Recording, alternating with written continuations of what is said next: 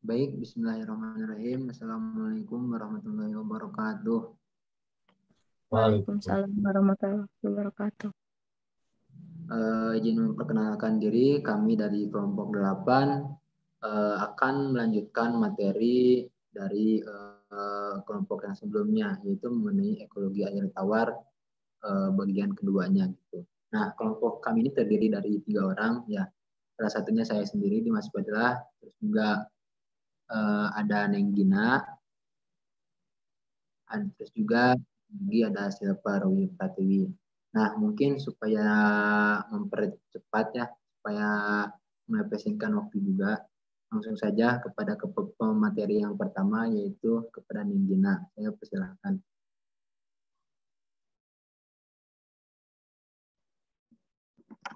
Baik, terima kasih kepada moderator. Sebelumnya, apakah suara saya terdengar? Terdengar. Terdengar. Baik, di sini terdapat konsep komunitas. Dalam ekologi terdapat suatu kumpulan populasi yang disebut dengan komunitas, di mana komunitas ialah kumpulan dari berbagai populasi yang hidup pada suatu waktu dan daerah tertentu yang memiliki daerah tertentu yang saling berinteraksi dan mempengaruhi satu sama lain. Komunitas ini memiliki derajat keterpaduan yang lebih kompleks dibandingkan dengan individu dan populasi. Selanjutnya, mengenai komunitas lentik. Nah, komunitas lentik atau perairan menggenang ini merupakan suatu bentuk ekosistem perairan yang di dalamnya terdapat aliran atau arus air tawar lentik yang memiliki ciri di mana airnya tidak berarus, serta terjadi akumulasi massa air dalam periode waktu yang lama. Nah, hal ini karena aliran air tidak begitu besar atau tidak mempengaruhi kehidupan organisme yang ada di dalamnya. Pada perairan ini, faktor yang amat penting diperhatikan adalah pembagian wilayah air secara vertikal yang memiliki perbedaan sifat atau tiap lapisannya. Nah, kemudian pada perairan menggenang ini dibagi dalam tiga lapisan utama yang didasari oleh ada tidaknya penetrasi cahaya matahari dan tumbuhan air. Yaitu yang pertama, terdapat pada lapisan litoral cahaya matahari banyak masuk ke dalam perairan, sehingga banyak organisme menjadikan tempat ini untuk tumbuh dan berkembang biak. Contohnya seperti fitoplankton, ganggang, serta tanaman hijau yang mengapung. Yang kedua, pada lapisan limnetik, intensitas cahaya yang masuk mulai berkurang, sehingga tidak banyak organisme yang dapat bertahan hidup. Dan yang ketiga, lapisan propundal adalah lapisan yang mana intensitas cahaya matahari tidak dapat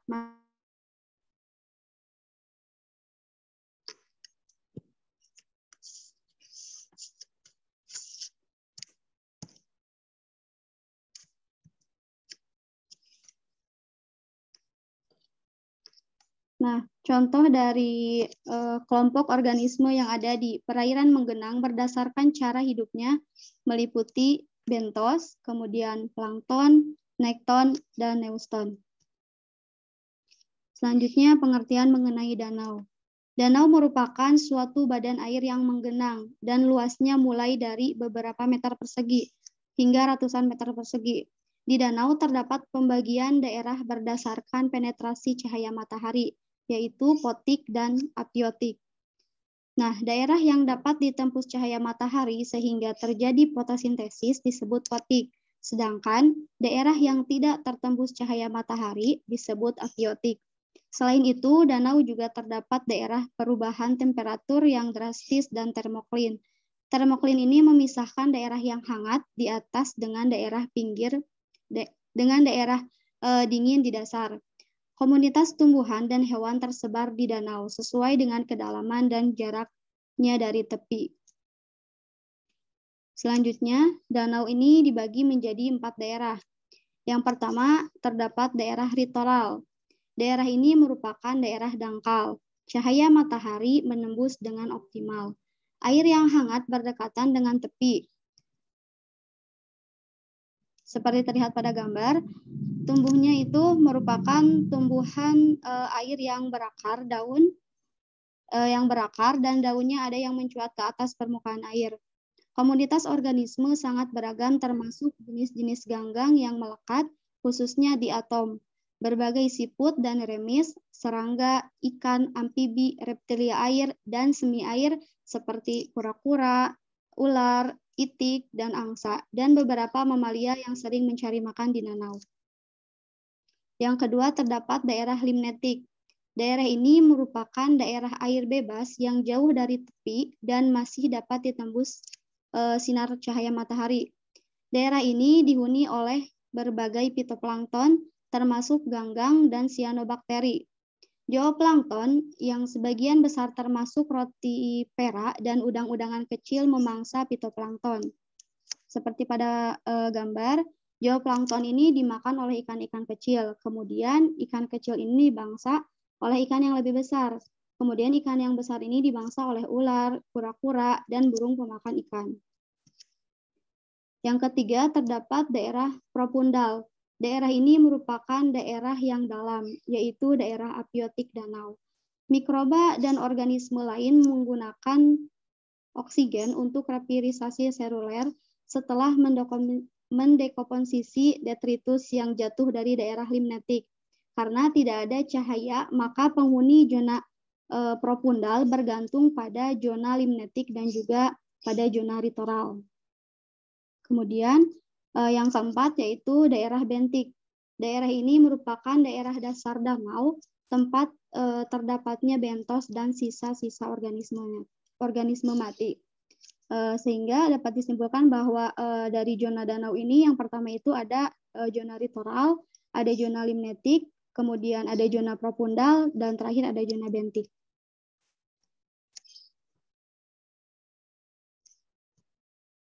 Kemudian selain itu juga danau dikelompokkan berdasarkan produksi materi organiknya. Yang pertama terdapat danau oligotropik. Nah, danau oligotropik ini merupakan sebutan untuk danau yang dalam dan kekurangan makanan karena fitoplankton di daerah limnetik tidak produktif. Ciri-ciri danau ini seperti terlihat pada gambar bahwa airnya jernih sekali, kemudian dihuni oleh sedikit organisme, dan di dasar air banyak terdapat oksigen sepanjang tahun. Kemudian yang kedua, terdapat danau tropik, merupakan sebutan untuk danau yang dangkal dan kaya akan kandungan makanan, karena fitoplankton sangat produktif. Seperti terlihat pada gambar, ciri-ciri dari airnya itu keruh, terdapat macam-macam organisme, dan oksigen terdapat di daerah propundal. Kemudian selanjutnya mengenai kolam. Kolam umumnya didefinisikan sebagai kumpulan air yang dangkal dan sifat umumnya relatif merupakan air tenang dan kaya akan vegetasi. Kolam adalah daerah perairan berukuran kecil yang dapat terbentuk dengan sendirinya atau dibuat oleh manusia. Kolam termasuk ekosistem air tawar tenang atau lentik. Kolam yang terbentuk sendiri biasanya terjadi pada daerah dengan curah hujan yang cukup tinggi. Mengapa demikian? Karena hal ini terjadi adanya aliran air yang berpindah dan meninggalkan air di bekas aliran terisolasi, sehingga akan menciptakan perairan yang menggenang. Nah, umumnya kedalaman perairan ini berkisar 4-5 meter dan memungkinkan tumbuhan seperti tumbuhan berakar bisa tumbuh di seluruh bagian perairan. Kemudian berdasarkan musim, kolam ini dibedakan atas dua macam, yaitu ada kolam sementara dan juga kolam permanen, di mana kolam sementara itu hanya ada pada waktu tertentu, seperti pada saat musim hujan. Kemudian pada kolam permanen ini berisi air sepanjang tahun, tidak melihat apakah musim telah berganti atau tidak, tetapi air tetap ada. Sekian pemaparan materi dari saya kembalikan pada moderator. Baik, terima kasih pada Neng Dina yang telah menjelaskan dari komunitas lentik gitu ya. Nah, mungkin untuk selanjutnya ini komunitas hotik atau air mengalir ini akan dijelaskan oleh Silva Roy Pratiwi. Kepadanya saya persilakan. Ya, terima kasih kepada moderator. Selanjutnya adalah komunitas lotik.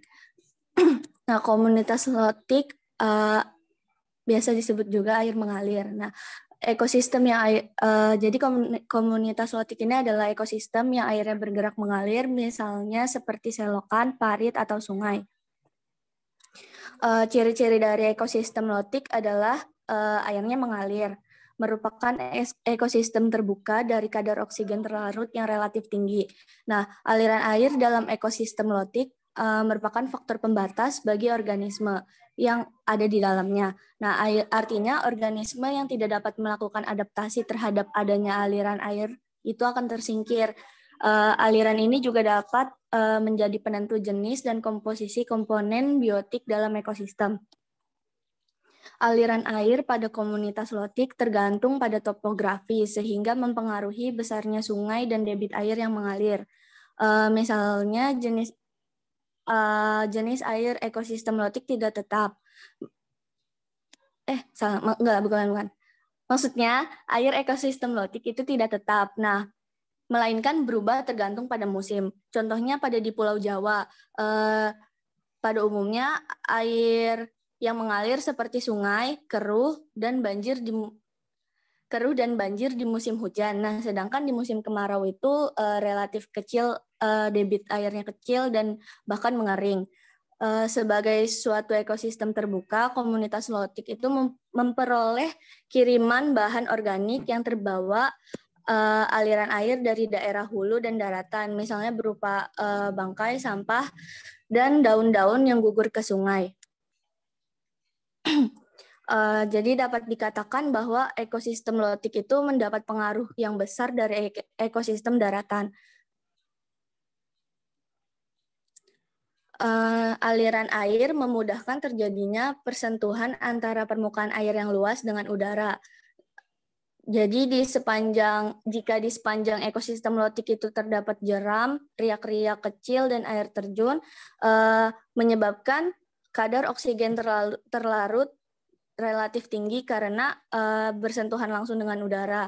Tingginya kadar oksigen memberikan kondisi pada hewan-hewan sungai untuk hidup di lingkungan yang cukup oksigen, sehingga mereka menjadi peka terhadap kekurangan oksigen. Jika adanya bahan pencemar yang terdapat di komunitas lotik, itu dapat mereduksi atau mengurangi oksigen terlarut, itu menimbulkan bencana bagi organisme yang ada pada komunitas lotik. Next.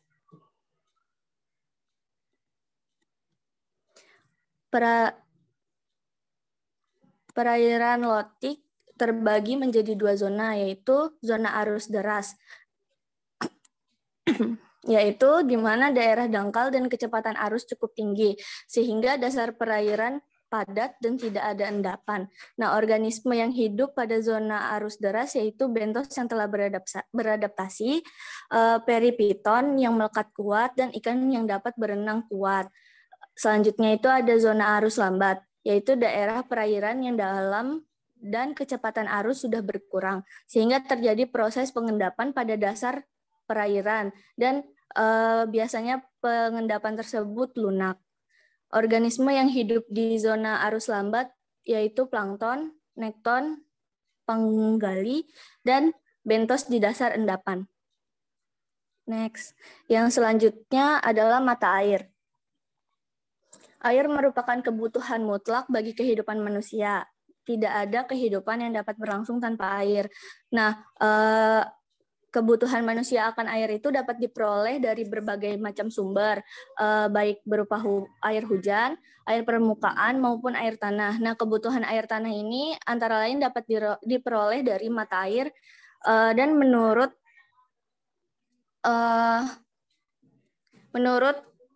Todd, tahun 1980, mata air merupakan permunculan air tanah ke permukaan tanah karena muka air tanah itu terpotong, sehingga di titik tersebut air tanah keluar sebagai mata air atau rembesan. Mata air mempunyai debit yang bervariasi, dari debit yang sangat kecil, kurang dari 10 ml per detik, hingga yang sangat besar, yaitu 10 meter kubik per detik. Nah, Dengan variasi debit yang sangat besar, dapat diduga bahwa penggunaan air pada mata air ini sangat bervariasi. Apalagi kalau dilihat dari aspek kualitasnya. Nah, mata air yang memiliki kadar zat kimia yang sangat tinggi itu dapat dimanfaatkan sebagai sumber pengobatan. Di sisi lain juga banyak mata air yang mempunyai kualitas yang sangat baik, sehingga dapat dimanfaatkan untuk air minum dan bahan baku air minum. Sekian yang dapat saya paparkan, saya kembalikan kepada moderator. Baik, terima kasih Silpa Pratiwi. Nah, di sini saya akan melanjutkan pembahasan dari Silpa Pratiwi. Nah, untuk selanjutnya yaitu zonasi longitudinal dari aliran air. Nah, longitudinal ini merupakan sebuah pola aliran sungai yang searah dari hulu ke hilir. Nah, dari aliran ini sebenarnya dapat mempengaruhi kehidupan biota laut, baik itu secara fisik ya khususnya mungkin ya. Next saja.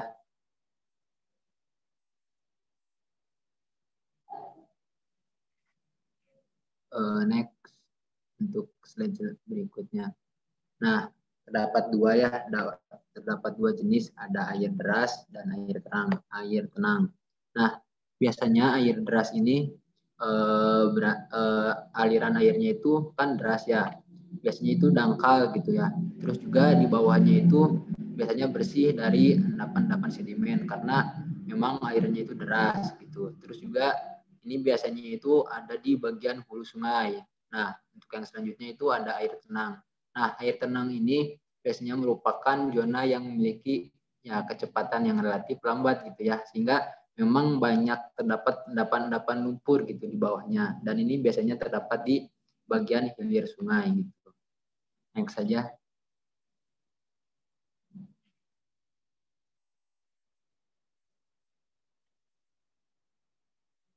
Nah, ini ada salah satu contoh gitu ya, bentuk dari adaptasi organisme dari air deras gitu. Nah, biasanya hewan-hewan yang berada pada aliran deras itu memiliki kemampuan atau ya kemampuan gitu ya yang melekat gitu ya, fisik yang melekat permanen pada substrat yang kokoh seperti pada batu. Nah, contoh dari hewan-hewan yang seperti itu atau makhluk hidup yang seperti itu contohnya adalah rumput gitu ya, bukan rumput sih, lumut gitu ya. Mungkin teman-teman pernah lihat gitu ya, kalau datang ke sungai yang memiliki aliran deras itu suka terdapat lumut-lumut gitu. Nah, itu sebagai bentuk adaptasi makhluk hidup tersebut terhadap air deras gitu.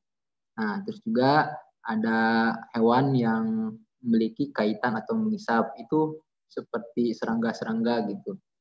Banyak serangga-serangga yang hidup di daerah aliran deras gitu, yang memiliki kaitan atau mengisap.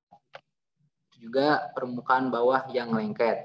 Nah, biasanya kalau di daerah aliran deras itu banyak hewan-hewan yang memiliki kemampuan yang lengket ya. Maksudnya lengket itu kayak keong gitu kan, kayak keong, kayak tutut. Nah, itu tuh biasanya terdapat pada hewan-hewan pada komunitas air deras gitu. Terus juga ada badan yang streamline, terus badan pipih. Nah, contoh dari hewan-hewan yang memiliki badan pipih itu saya pernah bandingkan, ada ikan nila gitu, ada yang saya dapatkan di kolam dan ada yang saya dapatkan di sungai yang beraliran deras. Nah, bentuknya itu agak berbeda gitu. Kalau yang di kolam itu agak biasa aja gitu ya, agak nggak memanjang. Tapi kalau yang dapatkan di sungai itu ya bentuk tubuhnya itu agak memanjang gitu, agak runcing lah, streamline gitu, tuh pipih gitu. Memang karena itu sebagai bentuk adaptasi dari lingkungannya gitu. Terus juga ada reotaksis positif. Nah, reotaksis positif ini merupakan kondisi hewan di mana si makhluk hidup tersebut itu bisa melawan arus ya. Contohnya ikan salmon gitu. Ikan salmon yang bermigrasi melawan arus. Nah, itu memiliki kemampuan tersebut ya, itu disebut reotaksis positif. Dan ini satu lagi tigmotaksis positif. Nah, ini tigmotaksis ini positif ini bisa diberikan dari reotaksis positif. Nah, next ke slide berikutnya. Nah, ini fungsi ekosistem sungai. Nah, sudah jelas ya bahwa ekosistem sungai ini sangat berpengaruh bagi kehidupan kita ya, termasuk sebagai apa ya, ekonomi gitu ya, mempengaruhi ekonomi, sosial, budaya dan lain sebagainya ya. Ini salah satunya ada berfungsi sebagai irigasi, terus juga pemenuhan kebutuhan sumber daya air minum, tempat mandi, ya, cuci kakus, sumber daya perikanan, ya masih banyak lagi yang lainnya. Mungkin teman-teman sudah paham akan hal ini. Nah, mungkin segitu saja yang dapat kami sampaikan. Mungkin dari teman-teman apabila ada yang ditanyakan, silahkan ya.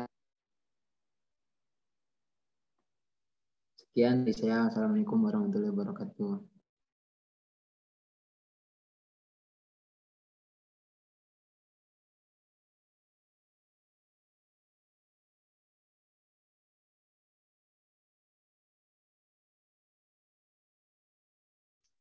Dimas, itu ada Riri yang mau bertanya.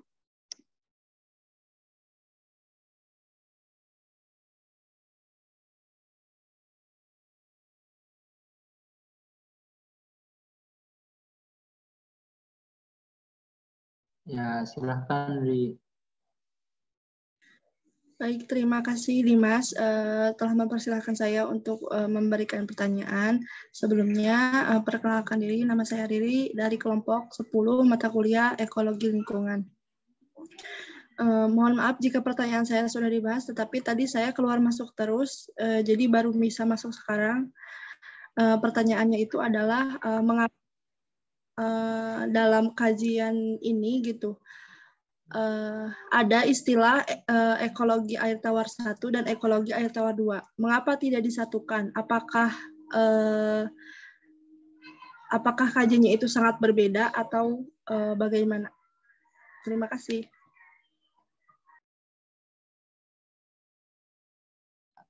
Baik, terima kasih. Nah, mungkin dari teman-teman yang lain ada yang ingin tanya lagi ya, saya tampung dulu.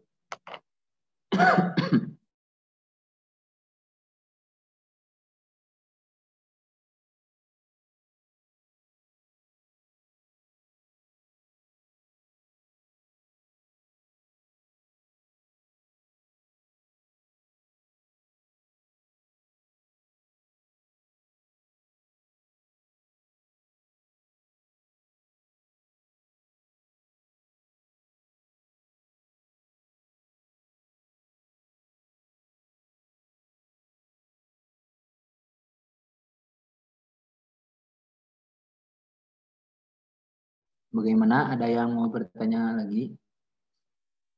Saya tampung terlebih dahulu ya pertanyaannya.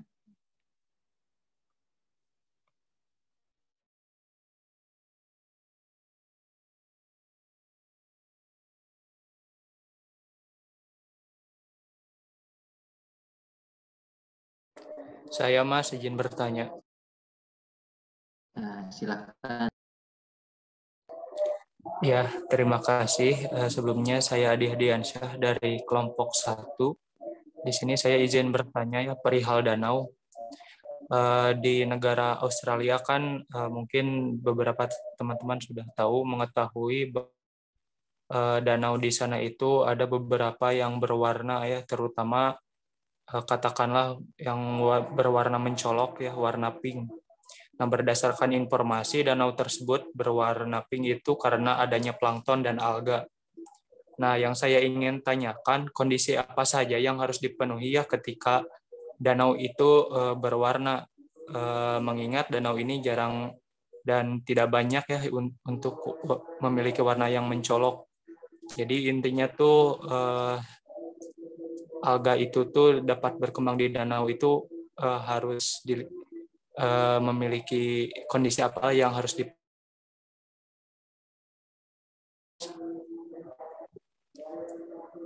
Dimas, bagaimana dapat mengerti maksud Ya, saya? Ya, izin mengulangi pertanyaannya ya.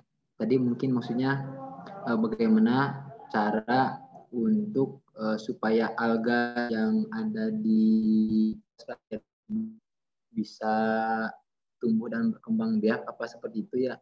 Soalnya tadi patah-patah. Ya Mas, begitu. Untuk lebih jelasnya saya kirim di chat ya. Oh ya, siap.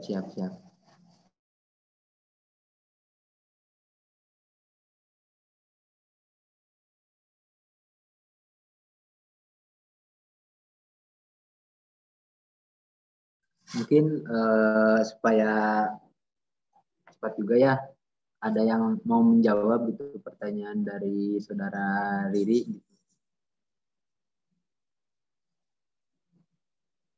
Mungkin dari teman-teman kelompok 8.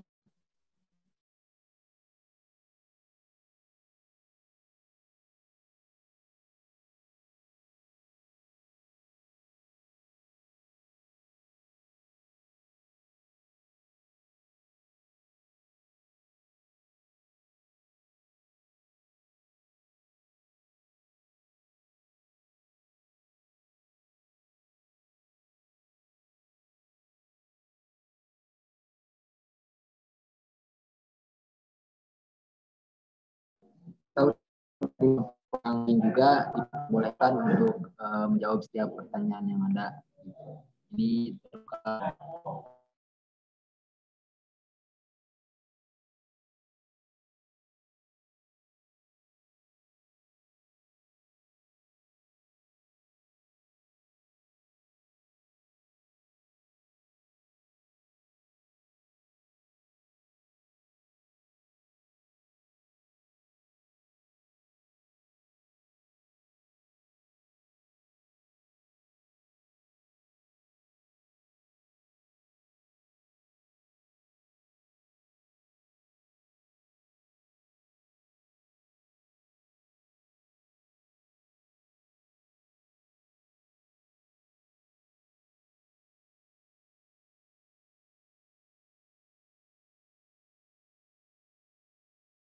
Dimas, boleh izin jawab pertanyaan Adi? Silahkan diperbolehkan.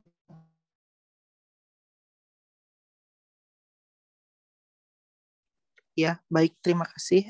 Sebelumnya di sini saya Purwanto, mungkin izin sedikit men-share sedikit pengetahuan saya ya untuk pertanyaan Adi mengenai Pink Beach, Danau Pink yang ada di Australia. Jadi berdasarkan yang saya ketahui, di Danau Pink itu terdapat kenapa bisa berwarna pink itu karena di danau itu terdapat halobakteria dan ganggang dengan nama ilmiahnya itu Donaila salina. Nah, dari pertanyaan Adi itu bagaimana agar kondisi di danau itu misalnya bisa masih terdapat ganggang seperti itu. Nah, jadi faktor yang paling penting itu danau di sana itu memiliki kadar garam yang sangat tinggi atau salinitasnya tinggi. Jadi danau di Australia itu danaunya itu berupa danau air asin sehingga terdapat banyak halobakteria yang mengeluarkan pigmen berwarna pink tersebut.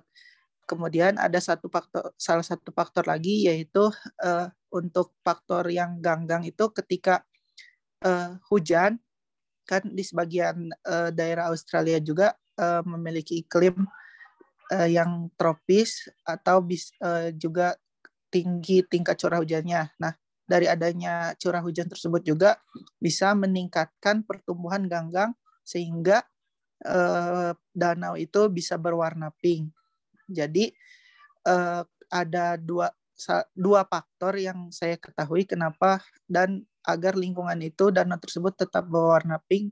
Yang pertama, kadar garamnya atau salinitas di danau itu tinggi yang menjadi habitat atau tempat hidup bakteri tersebut yang mengeluarkan pigmen warna pink. Kemudian juga adanya faktor curah hujan sehingga bisa menumbuhkan atau meningkatkan pertumbuhan ganggang di danau yang ada di Australia tersebut. Seperti itu, Dimas. Terima kasih. Mohon maaf apabila ada keliru. Baik, terima kasih atas jawabannya gitu ya. Mungkin dari teman-teman yang lain ada yang menambahkan gitu, atau dari Adi sendiri ada yang ingin ditanggapi gitu dari jawaban Purwanto. Iya, terima kasih atas jawabannya. Jadi di sini yang menitik beratkan pada perkembangan biota tadi itu pada salinitas ya dan curah hujan. Ya, dapat saya pahami. Terima kasih. Silahkan mungkin apabila teman-teman juga ada yang ingin berpendapat menambahkan informasi. Terima kasih, Dimas. Baik, terima kasih Adi atas pertanyaannya dan tanggapannya juga. Nah, mungkin ini ada pertanyaan dari Ria yang belum terjawab gitu. Tadi mengapa gitu materi ini enggak disatukan dengan materi yang kemarin? Kan sama-sama mempelajari mengenai air tawar, ekologi air tawar. Nah, saya izin menambahkan ya, izin menjawab gitu pertanyaan dari Riri. Ya, emang benar gitu. Ini merupakan materi yang sama dengan yang kemarin. Ini merupakan ya membahas sama-sama ya sama materi yang kemarin itu sama. Tapi isinya itu agak berbeda gitu dari yang kemarin. Kalau yang kemarin mah mungkin membahas dari segi apa ya? Dari segi lingkungannya gitu, terus juga dari segi klasifikasi ekologisnya gitu. Nah, kalau kelompok ini mungkin lebih menitik beratkan pada komunitas lentik dan lotiknya gitu. Jadi mungkin dibagi dua ya karena memang materinya mungkin cukup banyak gitu sehingga dibagi dua. Mungkin seperti itu sih pandangan dari saya mah. Mungkin dari yang menambahkan. dipersilahkan. Dan juga menambahkan ya, Ri, mohon maaf kalau salah. Kalau kemarin itu lebih ke kayak pembatas tadi yang seperti dikatakan oleh Dimas. Yang kemarin itu kayak lebih ke pembatas lingkungan. Maksudnya itu kayak kemarin kan ada faktor pembahas itu seperti suhu gitu, kekeruhan gitu. Tapi kalau sekarang itu menitik beratkan ke kayak apa aja sih yang ada di komunitas lentik, lontik, kemudian di danau, di kolam, dan juga di mata air gitu. Karena mungkin juga ini pemaparan materinya lumayan, sehingga adanya air tawar 1 dan air tawar 2. Mungkin seperti itu, Riri.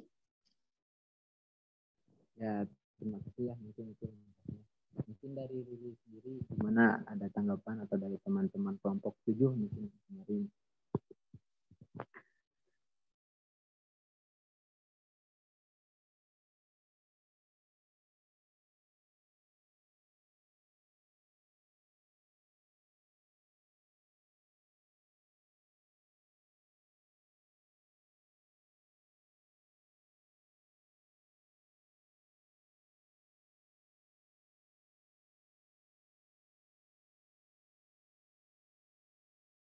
Ya, gimana Ri? Apakah sudah mulai tercerahkan? Baik Dimas, mungkin alasannya itu adalah kajiannya itu terlalu luas ya, jadi dibagi dua. Tetapi mungkin tidak ada sejarah ya, tidak ada ketentuan gitu mengapa harus dibedakan. Mungkin itu hanya jumlah atau kuantitatif dari kajiannya saja. Terima kasih. Ya.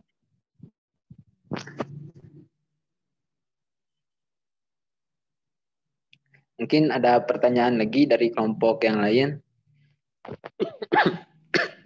Boleh bertanya sedikit. Ya, silakan.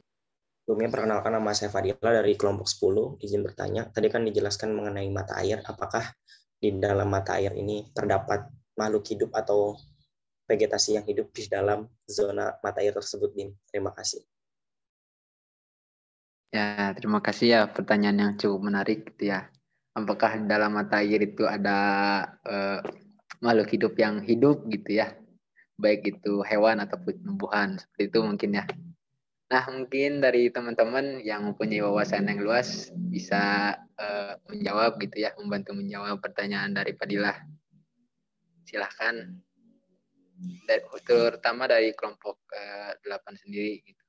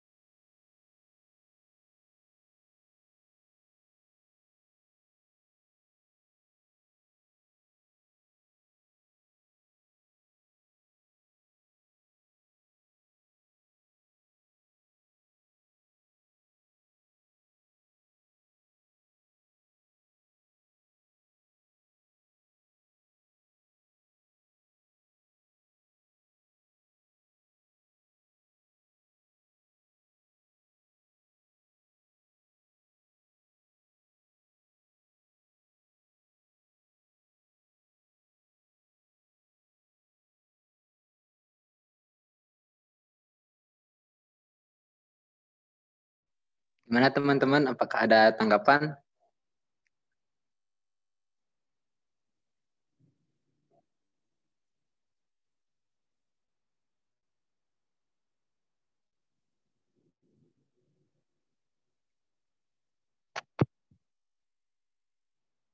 Kalau dari saya sendiri mah ya belum tahu ya Fadilah ya, karena selama ini ya saya belum pernah lihat gitu. Ada kudanil keluar dari mata air gitu. Apakah ada gajah yang keluar dari mata air gitu ya? Saya belum pernah lihat gitu ada hewan yang keluar dari mata air gitu. Tapi untuk tumbuhan sendiri itu mungkin bisa jadi gitu ya. Mungkin seperti itu Fadilah. Karena saya masih belum tahu gitu. Iya, Dim. Saya juga belum tahu gitu terkait dengan adakah makhluk hidup atau tumbuhan. Makanya bertanya gitu untuk menambah wawasan.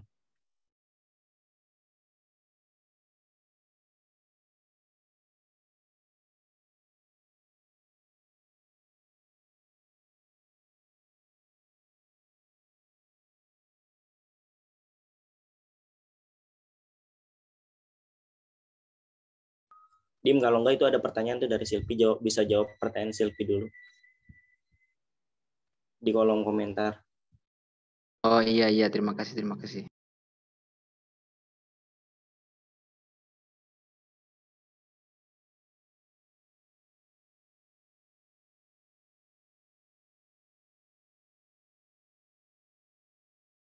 Saya izin menjawab ya pertanyaan dari Silvi ya, langsung menjawab ya, karena memang tadi ya itu muncul dari pemaparan saya gitu pertanyaan tersebut. Nah, apakah ya ini pertanyaan seperti ini. Ikan nila yang berada di sungai dan di kolam itu kan berbeda ya dikarenakan adaptasi. Nah, proses adaptasinya itu seperti apa selain menyesuaikan arus air yang deras dan tenang. Kemudian apakah mempengaruhi dari kualitas daging ikannya atau rasa yang berbeda. Nah, untuk proses adaptasinya ya mungkin menyesuaikan dengan kan bentuk ikan ya. Ini berkaitan dengan bentuk ikan ya. Ini mungkin ya kalau menurut saya ya ini disesuaikan dengan arus tersebut, kecepatan arus tersebut gitu ya. Kalau memang arus tersebut memang agak cepat ya mungkin si bentuk ikannya pun akan lebih memanjang gitu ya. Nah, terus juga apakah akan mempengaruhi rasa dari ikan tersebut? Nah, kalau berbicara rasa ya mungkin itu berkaitan dengan kualitas air tersebut. Kalau kualitas airnya itu memang agak keruh pisan gitu ya, kayak letak gitu. Nah, mungkin rasanya juga akan ada sedikit lumpur-lumpuran gitu. Mungkin kalau airnya agak jernih mah ya biasa-biasa aja. Mungkin seperti itu Silvi. Kalau setahu saya gitu ya, sepemahaman saya. Saya izin menambahkan pertanyaan dari Silvi Dimas. Ya, silakan. Tadi dari kualitas daging ikannya ya, yang saya tahu gitu. Kalau ikan yang dari sungai itu tidak terlalu tidak terlalu berisi, mungkin maksudnya kalau disepertikan tuh tidak terlalu gemuk gitu. Karena di sungai itu apa aja yang dimakan oleh dia gitu, oleh ikan tersebut. Sedangkan kalau dari kolam ikan itu rasanya lebih kayak banyak dagingnya gitu, karena kan kalau di kolam bisa saja pemilik kolam itu memberi ikan tersebut makanan lebih banyak. Seperti itu.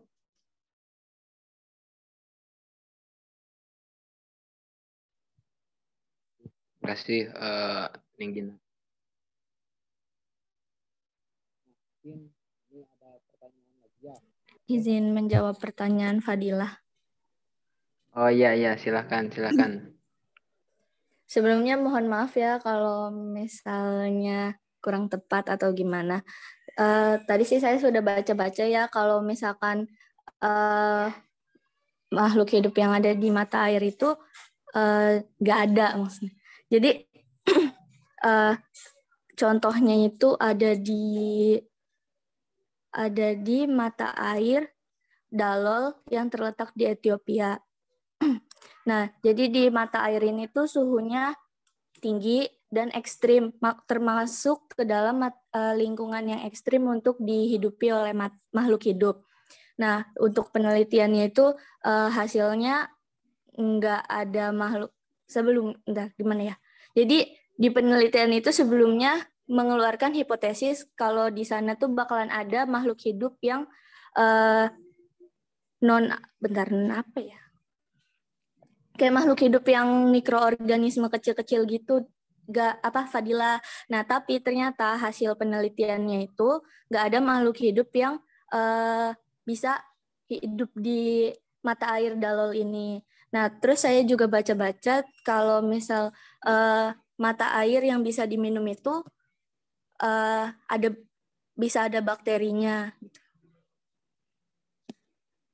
Jadi bisa ada bakteri yang hidup di mata air yang kualitasnya bisa kita minum gitu.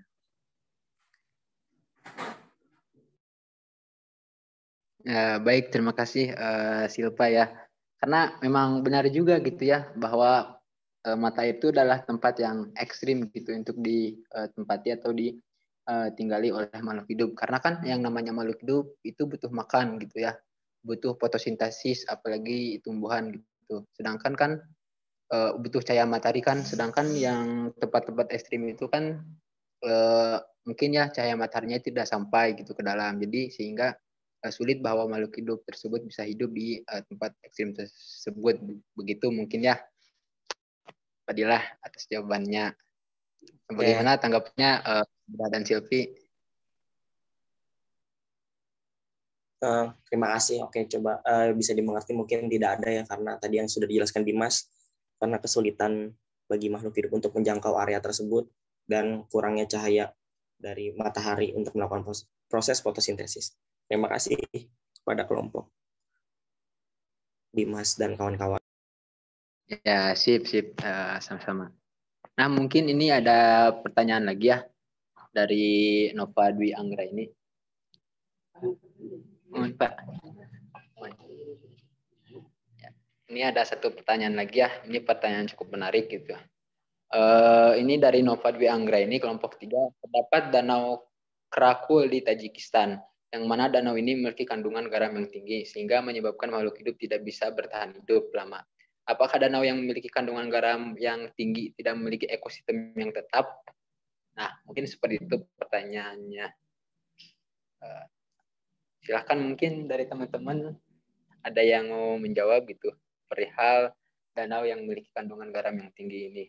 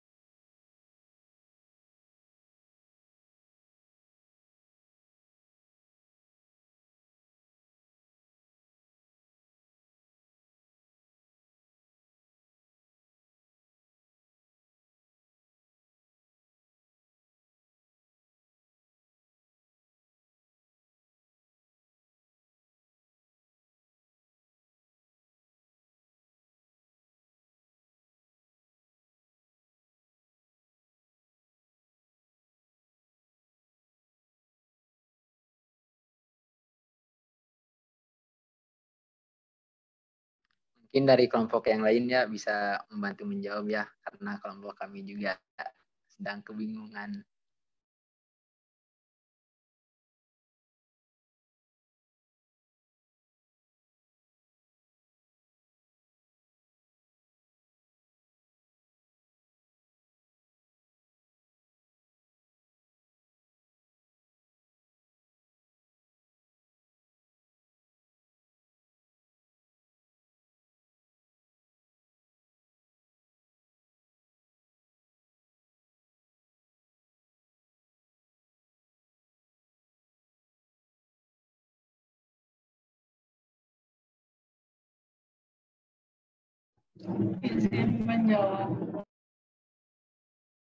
Ya, silahkan Rin.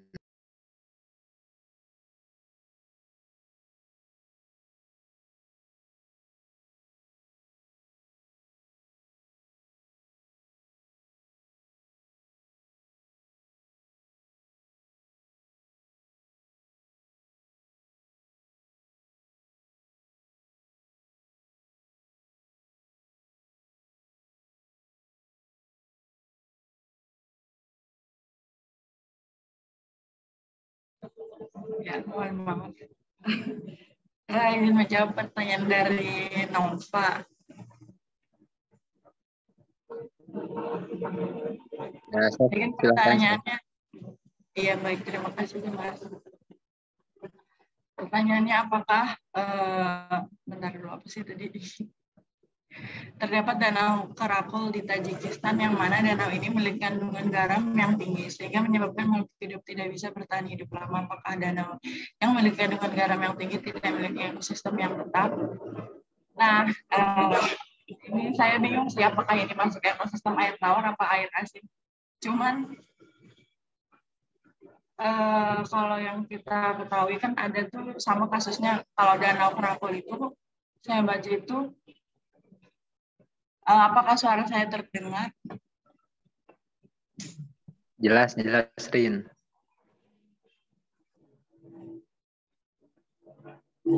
Nah, mungkin diulang lagi ya. Ini kan tentang kandungan garam. Saya kurang tahu apakah termasuk ekosistem air tawar atau air asin, tapi menurut saya ini masuknya ke air asin. Nah, ini mungkin kasusnya sama dengan laut mati. Kenapa dikatakan laut mati dan danau ini juga disebut dengan danau mati karena tidak memiliki makhluk hidup, tidak ada makhluk hidup yang hidup di dalamnya atau tidak ada ekosistem. Cuman kalau organisme itu ada.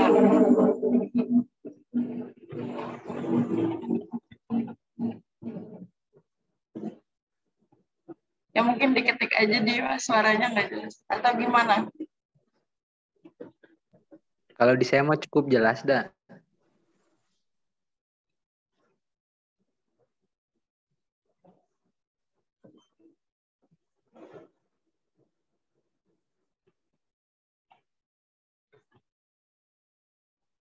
Cuma sedikit gemuruh gitu. Bentar, tutupin dulu ya. Soalnya rumahnya dekat jalan raya jadi.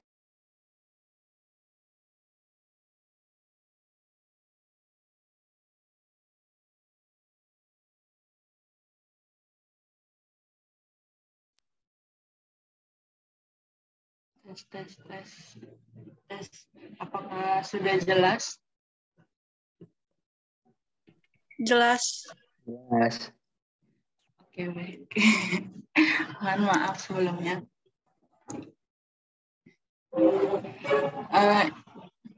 Terkait pertanyaan dari Nova tadi kan, apakah danau yang memiliki kandungan garam yang tinggi tidak memiliki ekosistem yang tetap?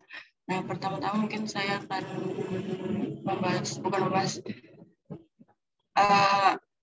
kan danau itu emang masuknya termasuk klasifikasi ekosistem air tawar, cuman di sini kan danaunya air asin, jadi menurut saya itu termasuk ekosistem air asin. Terus saya ambil contoh samakan dengan danau Karakol ini sama dengan kasusnya sama kayak laut mati yang saya baca itu. Nah, kenapa dinamakan laut mati? Itu karena tidak adanya makhluk hidup yang ada di dalamnya. Adapun kalau misalnya ada makhluk hidup itu adanya organisme yang kuat atau yang bertahan di wilayah ekstrim. Itu kayak plankton yang kecil kayak gitu yang bisa kuat di air asin yang salinitasnya cukup tinggi kayak gitu. Jadi mungkin betul kandungan garam yang tinggi ini penyebab dari tidak adanya ekosistem di wilayah tersebut kayak gitu mungkin jawabannya. Terima kasih. Mohon maaf kalau kurang.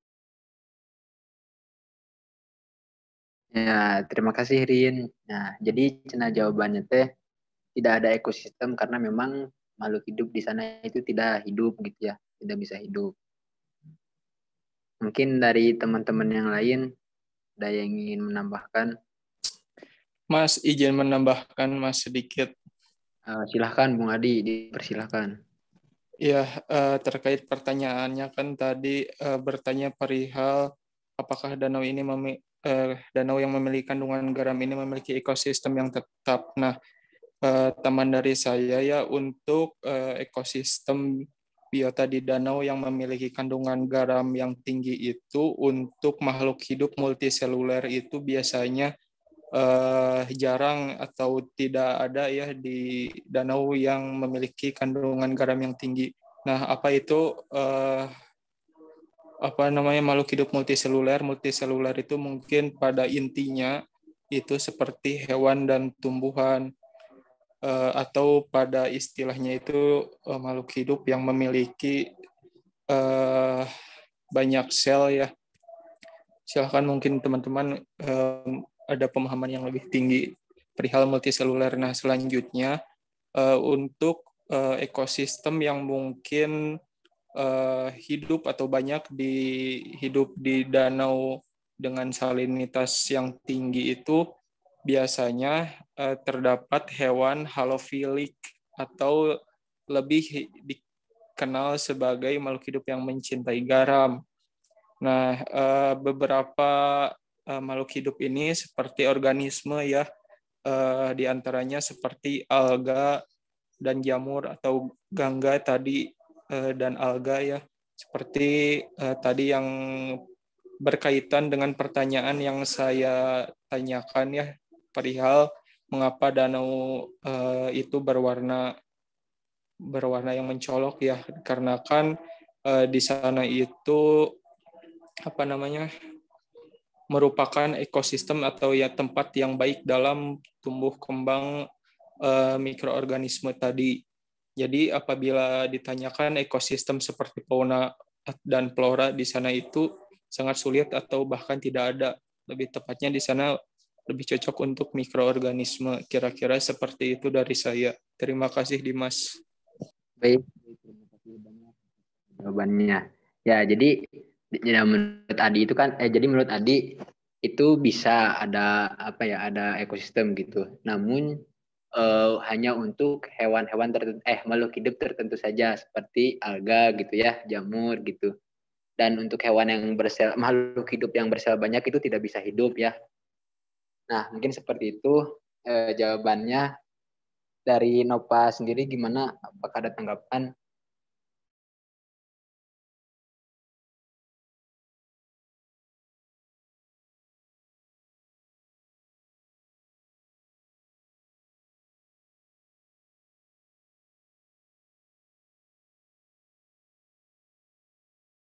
Oh, mungkin dari Novanya itu keluar masuk ya, terkendala jaringan.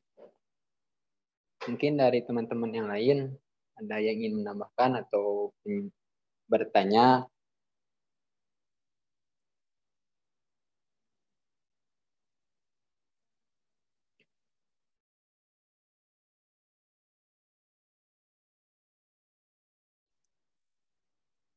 Atau mungkin dari Pak Tio, bagaimana Pak? Saya nanti di akhir ya akan coba menyimpulkan dari semua pertanyaan tersebut.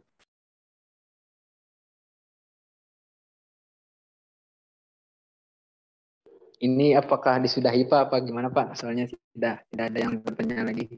Oh, sudah beres? Silahkan Ya, kalau sudah disimpulkan dulu saja. Nah, mungkin kepada teman-teman ya, terima kasih banyak atas partisipasinya yang sudah bertanya maupun menjawab. Juga mohon maaf ya yang sebesar-besarnya atas pemaparan kami yang tidak sempurna gitu ya. Kami cukupkan. Terima kasih. Wassalamualaikum warahmatullahi wabarakatuh. Saya kembalikan lagi ke.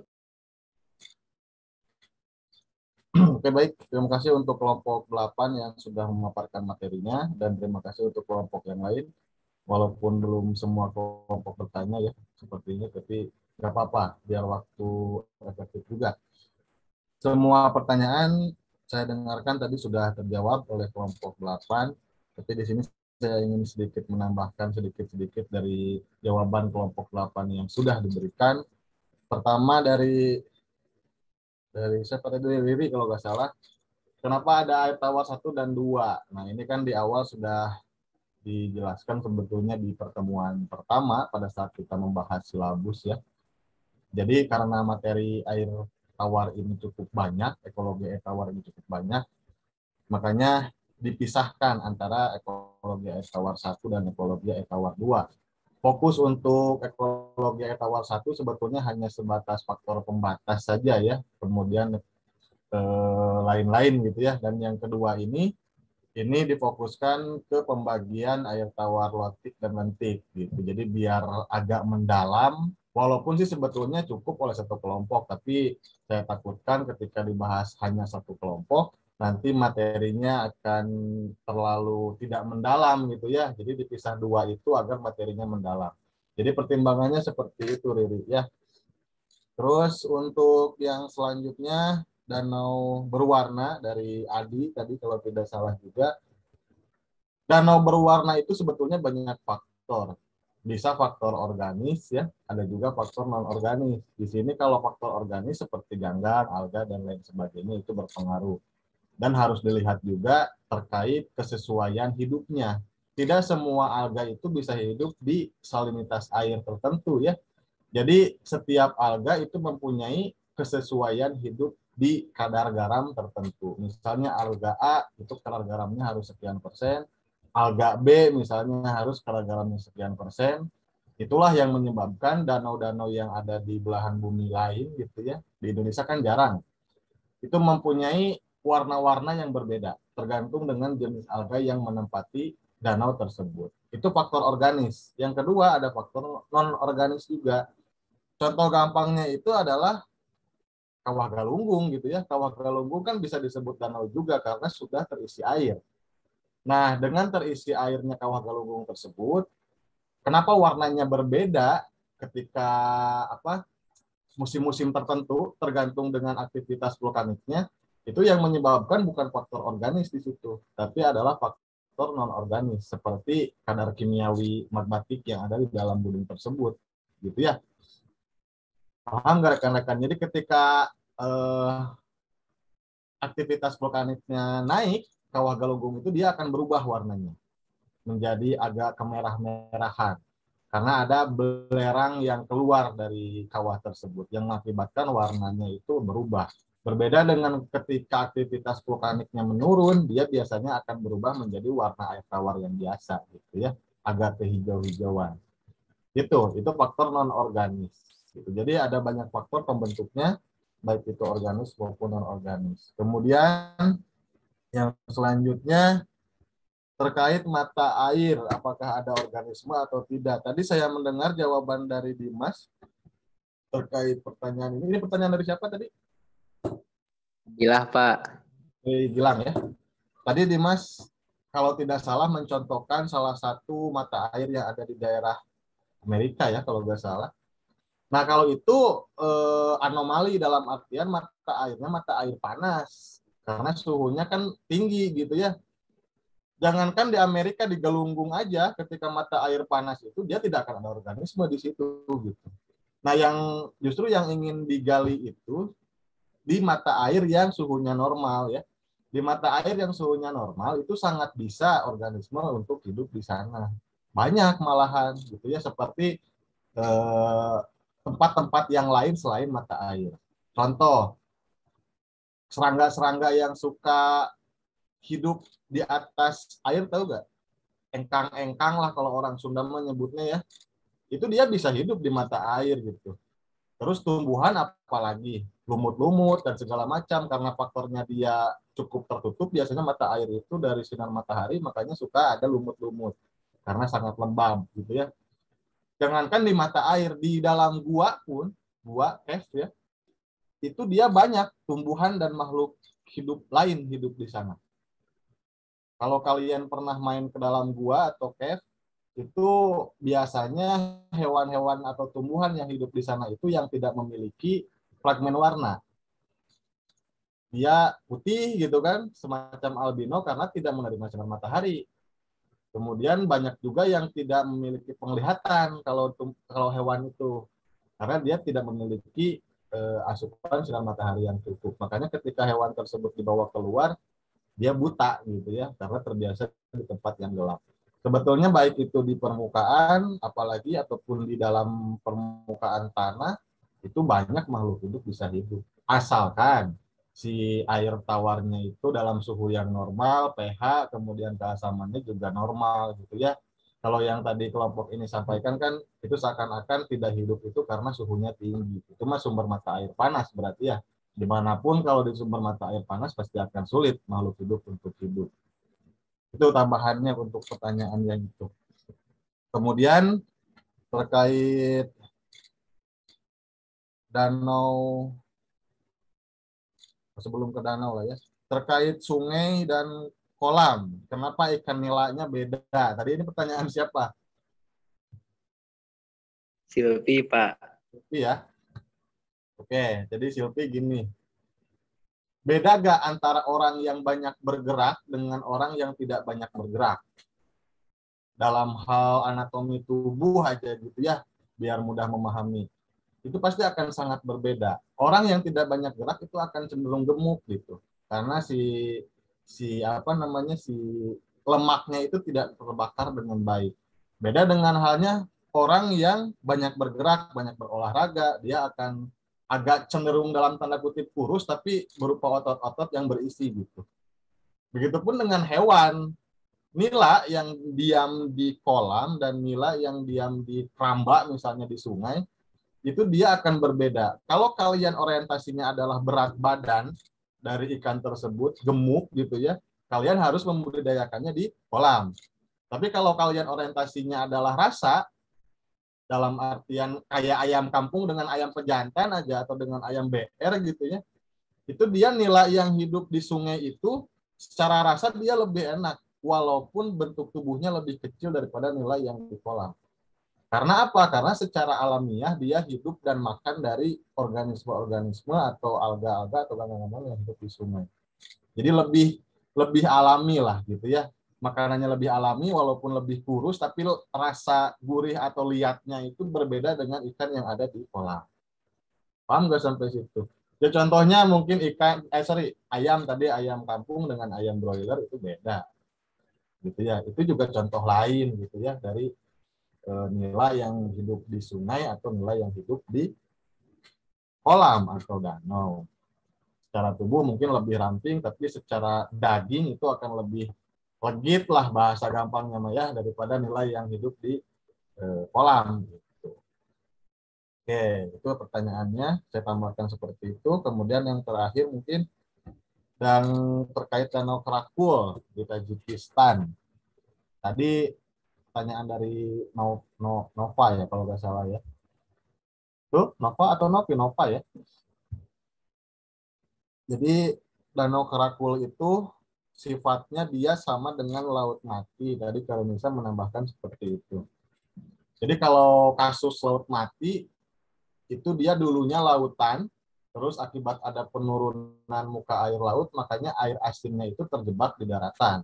Jadilah laut mati, gitu ya. Itu kasus laut mati. Kenapa di situ salinitasnya cukup tinggi? Awalnya salinitasnya itu normal kalau laut mati, tapi ketika dia penguapan terus-menerus selama ratusan tahun, si airnya teruapkan, sedangkan garamnya tidak dapat menguap, akhirnya kadar garam yang tetap dengan volume air yang menurun mengakibatkan salinitasnya bertambah tinggi lama-kelamaan gitu ya. Itu untuk kasus laut mati. Kalau Tajikistan saya rasa sama ya, walaupun saya belum membaca secara mendalam terkait danau Krakul. Kalau tidak salah itu sama sifatnya dengan laut mati. Jadi karena lautnya dulu itu terpisahkan, jadi danau tersebut dulunya dasar laut, tapi karena air lautnya menurun, akhirnya jadi danau. Dan karena airnya terus diuapkan, akhirnya salinitasnya akan terus meninggi sepanjang tahun selama air tersebut menyusut gitu ya. Dan bahkan kalau di laut mati itu orang berenang nggak usah pakai pelampung katanya. Karena saking tingginya kadar garamnya. Gitu. Nah, terkait organisme, itu tergantung. Ketika salinitasnya cukup untuk kesesuaian makhluk hidup untuk hidup di sana, ya berarti masih bisa hidup. Tapi ketika airnya terus menyusut, salinitasnya terus naik, nah di situ mungkin banyak hewan yang tidak bisa beradaptasi dan mati. Pada akhirnya ketika salinitasnya sudah sangat tinggi dan di atas ambang batas toleransi dari makhluk hidup yang ada di sana, ya otomatis tidak ada makhluk hidup yang dapat hidup di danau tersebut. Gitu. Mungkin tambahan dari saya seperti itu, ya terkait laut Mati ataupun Danau Karakul di Tajikistan. Banyak kasus seperti itu. Jadi ketambah juga tidak ada sungai yang bermuara ke sana, ataupun tidak ada sungai yang mengalirkan air tersebut ke laut. Karena untuk contoh kasus Laut Mati ataupun Tajikistan, dia ketinggiannya itu di bawah permukaan air laut sekarang ya. Karena sering diuapkan gitu. Jadi airnya terus menyusut. Alhasil tidak bisa dialirkan airnya ke laut. Nah, jadi gitu. Airnya di sana itu tidak bersirkulasi dengan baik. Intinya itu yang menyebabkan bahwa salinitas di sana terus bertambah tinggi dari waktu ke waktu. Oke, apakah semuanya sudah terjawab? Atau ada yang ingin masih ditanyakan? Sudah Pak, sudah terjawab semuanya. Sudah ya, mungkin ada beberapa pertanyaan yang tidak saya bahas. Mohon maaf, tadi terlewat juga. Saya rasa tadi sudah terjawab oleh kelompok 8 ini. Oke, terima kasih. Jika sudah, silakan